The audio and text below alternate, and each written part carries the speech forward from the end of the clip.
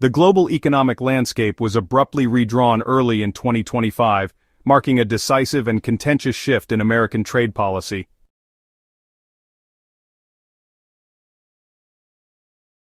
On February 1st, the White House announced a sweeping series of new tariffs, citing national security concerns as the primary driver.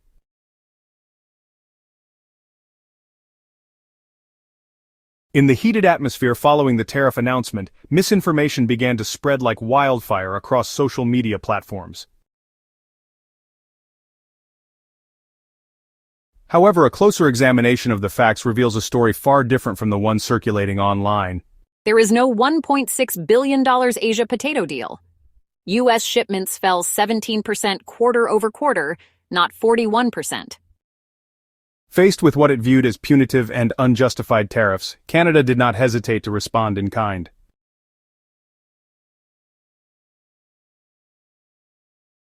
In December 2024, Canada announced a $1.3 billion Canadian dollar investment to bolster security along the U.S.-Canada border.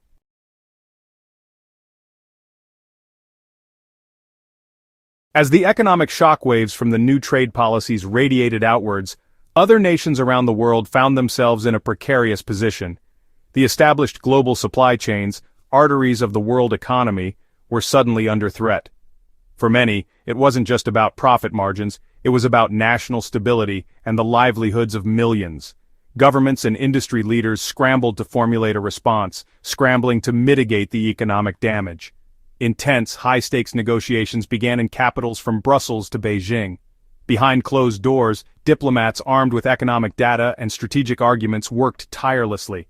The goal was to carve out exemptions and secure more favorable terms, turning a potential catastrophe into a manageable challenge. Every percentage point on a tariff was a battleground, representing billions of dollars in trade and the fate of entire industries. Nowhere were the stakes higher than in South Asia. Bangladesh, for instance, was initially confronted with a proposed tariff of 37%. This wasn't just a number, it was an existential threat. The ready-made garment industry is the backbone of the Bangladeshi economy, accounting for over 80% of its total exports and employing more than 4 million people, the majority of whom are women. A rate that high would have been devastating, making their products uncompetitive overnight and risking a severe economic and humanitarian crisis. Facing this cliff edge, Dhaka launched an all-out diplomatic offensive. After weeks of grueling talks, they secured a landmark concession, reducing the tariff to a manageable 12%. This is a decisive diplomatic victory. And Bangladesh was not alone. Just to the south, Sri Lanka found itself in a similar predicament, facing a potentially crippling 44% tariff on its key exports, including textiles, tea, and rubber. For a country already navigating its own economic challenges, this proposed measure was seen as a body blow that could derail its path to recovery. Learning from the collaborative approach of their neighbors, Sri Lankan diplomats emphasized their strategic importance in Indian Ocean trade routes. Their persistence paid off. The final agreement saw their tariff rate slashed by more than half, securing a vital lifeline for their export sector. These hard-won victories in Dhaka and Colombo were more than just economic adjustments. They were powerful demonstrations of how smaller nations, through strategic and determined diplomacy, could successfully navigate the turbulent waters of a shifting global order. In the wake of heightened global security concerns and facing pressure from its southern neighbor, Canada embarked on a monumental overhaul of its border management strategy. In a strategic move that was both a response to U.S. pressure and a sovereign assertion of control, Canada committed a substantial $1.3 billion Canadian dollars to enhance its border security infrastructure. This wasn't merely a financial transaction, it was a fundamental policy shift. The investment aimed to create a smart border for the 21st century, more secure, yet efficient enough to protect the vital economic artery between the two nations. A significant portion went to the Canada Border Services Agency, the CBSA, to upgrade technology, increase staffing, and improve surveillance at ports of entry. The mandate was clear: modernize and reinforce every aspect of their operations. Beyond the digital realm, the investment poured into concrete and steel. Major land crossings saw extensive physical upgrades, with new inspection facilities and expanded lanes designed to reduce bottlenecks while increasing scrutiny. But technology and infrastructure are only as effective as the people who operate them. A substantial part of the budget was dedicated to hiring hundreds of new border services officers and funding enhanced training programs in risk assessment and counterterrorism. Furthermore, the plan addressed the vast remote stretches of the border. Surveillance capabilities were dramatically improved, with data feeding into newly established command centers where analysts could monitor activities in real time. This included the deployment of unmanned aerial vehicles or drones to monitor remote areas, alongside ground sensors and high-resolution cameras, creating a virtual wall where a physical one was impractical. This allowed them to share intelligence seamlessly with American counterparts and coordinate rapid responses to potential threats, from smuggled goods to inadmissible persons. The ultimate goal was to fortify Canada's first line of defense, ensuring the agency could manage the immense flow of legitimate trade while being better equipped to intercept dangers along the world's longest undefended border. While the economic and diplomatic battles raged, another crucial fight was unfolding within the American legal system.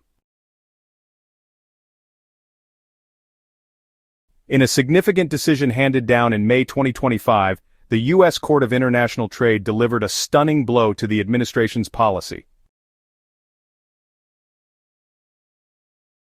The imposition of sweeping U.S. tariffs did not occur in a vacuum. It sent powerful ripples across the entire global economy. Almost immediately, America's key trading partners, from the European Union to Canada and Mexico, announced their own countermeasures. This wasn't just economic policy. It was a direct challenge to the established norms of international trade. The response was swift and strategic. Nations that had been steadfast allies for decades found themselves locked in a tense economic standoff, redrawing the lines of global commerce.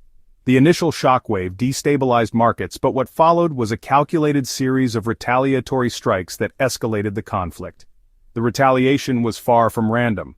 Countries meticulously targeted iconic American products, aiming to exert political pressure where it would be felt most acutely. The European Union levied tariffs on Harley-Davidson motorcycles and Kentucky bourbon.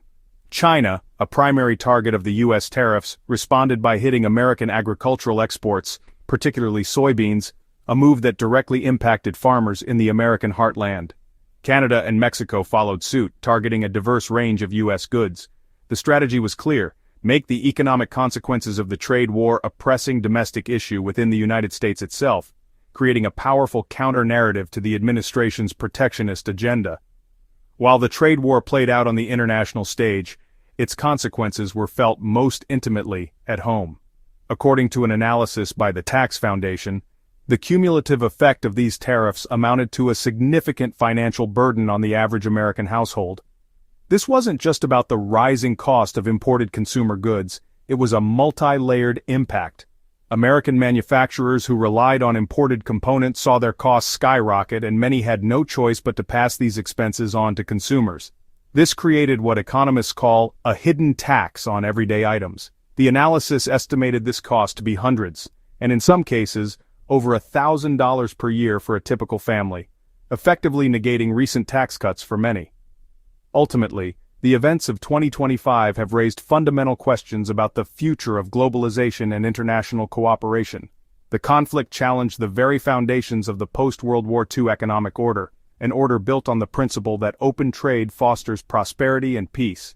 Institutions like the World Trade Organization, designed to mediate such disputes, found themselves largely sidelined, unable to de-escalate the conflict. This has led to a critical debate. Are we witnessing the end of an era? Is the world fracturing into competing economic blocs? Or can the framework of global cooperation be repaired?